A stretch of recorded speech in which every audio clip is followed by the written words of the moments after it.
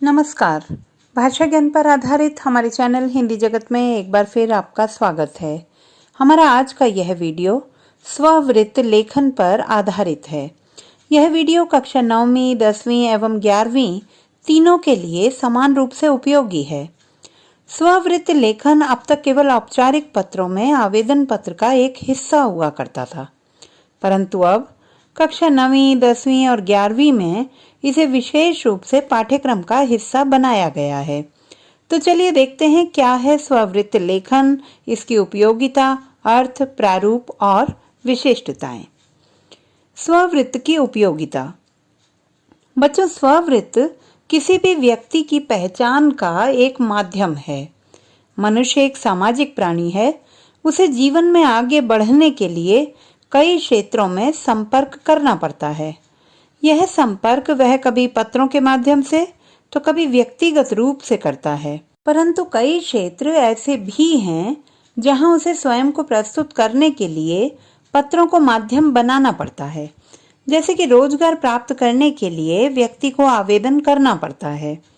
आवेदन करते समय उसे अपनी पूरी व्यक्तिगत और शैक्षणिक जानकारी प्रस्तुत करनी होती है, जिसके लिए उसे अपना स्ववृत्त बनाना पड़ता है, जिसे वह अपने आवेदन पत्र के साथ संलग्न करता है। स्ववृत्त का प्रारूप ही उसे प्रभावशाली बनाता है। आइए इसे विस्तार से समझते हैं। स्ववृत्त का अर्थ। स्ववृत्त का अर्थ है अपने विषय में संक्षिप्त रूप से आवश्यक सूचनाएं प्रदान करना। परिभाषित रूप में कहें तो स्ववृत्त एक विशेष प्रकार का लेखन है जिसमें व्यक्ति विशेष के बारे में किसी विशेष प्रयोजन को ध्यान में रखकर एक निश्चित क्रम में सूचनाएं संकलित की जाती हैं। अंग्रेजी में इसे बायोडाटा या रिज्यूमे कहते हैं। एक नजर डालते हैं स्ववृत्त के प्रमुख अवयवों पर। स्ववृत्त सूचनाओं का एक अनुशासित प्रवाह है, अतः इसके प्रमुख अवयवों में निश्चित क्रम का होना आवश्यक है। इसके प्रमुख अवयव हैं व्यक्ति परिचय, शैक्षणिक योग्यता, सह शैक्षणिक योग्यता, अनुभव, उपलब्धियां, कार्యేतर गतिविधियां और अभिरुचियां आदि। स्ववृत्त की विषय वस्तु एवं प्रकार। आजकल स्ववृत्त लेखन केवल आवेदन पत्र हेतु ही नहीं, बल्कि कुछ अन्य उद्देश्यों जैसे कि विवाह हेतु अथवा अन्य विशिष्ट कार्य जैसे कि किसी पुरस्कार की प्राप्ति हेतु अपना संपूर्ण विवरण, योग्यता एवं अनुभव आदि की जानकारी देने के लिए भी किया जाता है। जब स्ववृत्त किसी भी आजीविका प्राप्ति के संदर्भ में लिखा जाता है तो इसमें व्यक्ति अपने पद से संबंधित योग्यताओं, कार्यानुभव, उपलब्धियों आदि को प्रस्तुत करता है। जबकि विवाह आदि के लिए स्ववृत्त लेखन करते समय व्यक्ति विशेष के शारीरिक रूप, रंग, गुणों, रुचियों तथा पारिवारिक जानकारी को विशेष महत्व दिया जाता है। इसी प्रकार किसी पुरस्कार आदि के लिए अपनी जानकारी देते समय उस क्षेत्र विशेष में प्राप्त की गई उपलब्धियों तथा योगदान का विशेष रूप से उल्लेख किया जाता है। दूसरे शब्दों में कहें तो स्ववृत्त व्यक्ति की विशेषता का परिचायक होता है।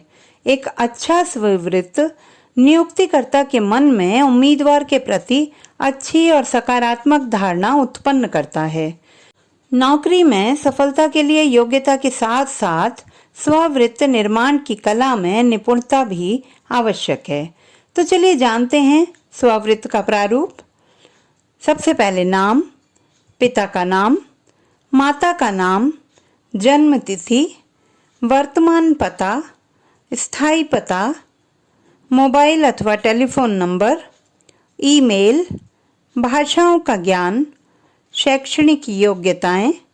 बच्चों, इस समय स्क्रीन पर नजर आ रही तालिका को ध्यानपूर्वक देखिए। इस तालिका में सबसे पहले क्रम संख्या दी गई है। इसके बाद उस परीक्षा का नाम जिसे आपने उत्तीर्ण किया है। इसमें आपकी कक्षा 10वीं से लेकर 10वीं, 12वीं, ग्रेजुएशन, पोस्ट ग्रेजुएशन और भी अन्य डिग्रियां जो आपने इस क्रम में ली हैं उनका उल्लेख किया जाएगा। अगले कॉलम में आपने किस बोर्ड अथवा यूनिवर्सिटी से उस परीक्षा को उत्तीर्ण किया है उसका उल्लेख होगा। उसके पश्चात उस परीक्षा में आपने किन किन विषयों को लिया है। यहाँ स्थान के अभाव के कारण इस तालिका में हम केवल मुख्य विषयों को ही सम्मिलित कर पाएंगे, लेकिन कॉपी में लिखते समय आप सभी विषयों का उल्लेख करेंगे। इसके पश्चात उस परीक्षा में किस श्रेणी में उसे उत्तीर्ण किया है उसका उल्लेख करेंगे और तत्पश्चात कितने प्रतिशत अंक परीक्षा में प्राप्त किए गए उसका उल्लेख होगा। इस तरह हमारी शैक्षणिक योग्यता को दर्शाती हुई तालिका पूर्ण होगी। इसके पश्चात सह शैक्षणिक योग्यताएं, उपलब्धियां, कार्योत्तर गतिविधियां और अभिरुचियां, 2 सम्मानित व्यक्तियों का विवरण जो कि आपके व्यक्तित्व और उपलब्धियों से परिचित हैं।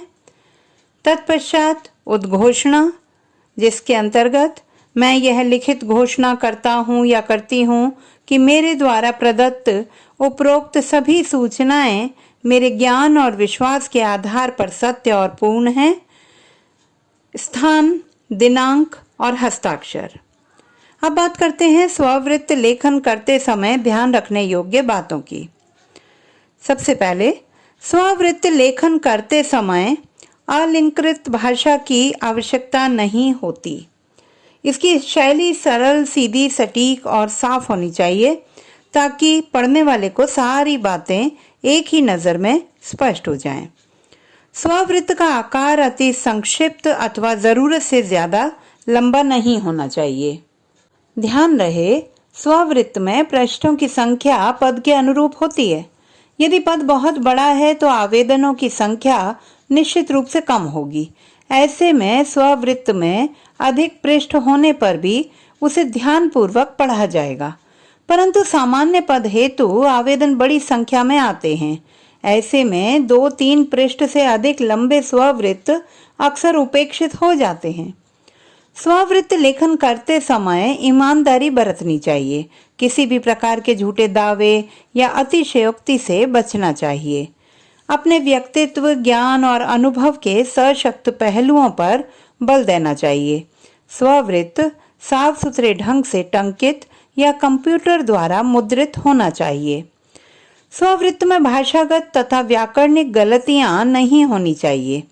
स्ववृत्त में सूचनाओं को अनुशासित क्रम में ही लिखना चाहिए। अब सवाल यह उठता है कि आखिर स्ववृत्त लेखन सीखने की आवश्यकता क्या है? स्ववृत्त लेखन निम्नलिखित उद्देश्यों की पूर्ति करता है।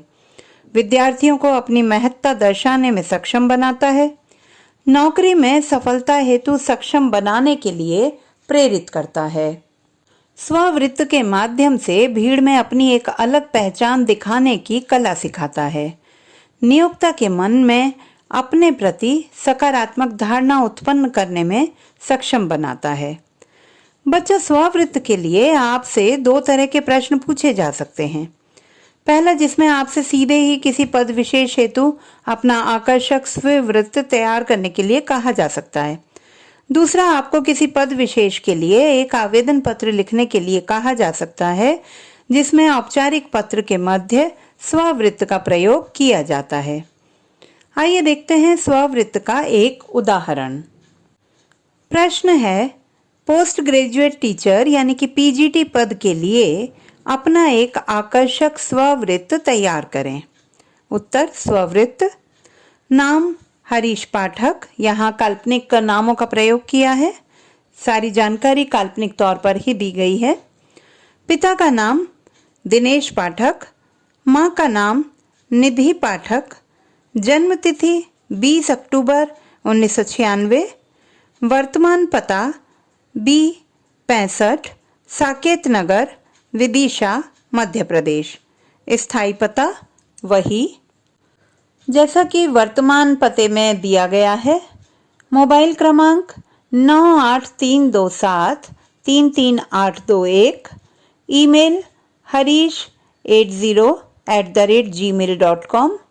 शैक्षणिक योग्यता, यहाँ स्क्रीन पर आप तालिका देख रहे हैं, इसी के अनुसार आपको सारी योग्यता को विस्तार पूर्वक भरना होगा। सह शैक्षणिक योग्यता, कंप्यूटर का अच्छा ज्ञान, MS ऑफिस और इंटरनेट आदि। अनुभव, 2019 से शारदा विद्या विहार स्कूल में विज्ञान शिक्षक पीजीटी के पद पर कार्यरत। उपलब्धियां: कल्पना चावला स्मृति पुरस्कार, राष्ट्रीय शिक्षक प्रतिभा सम्मान 2021।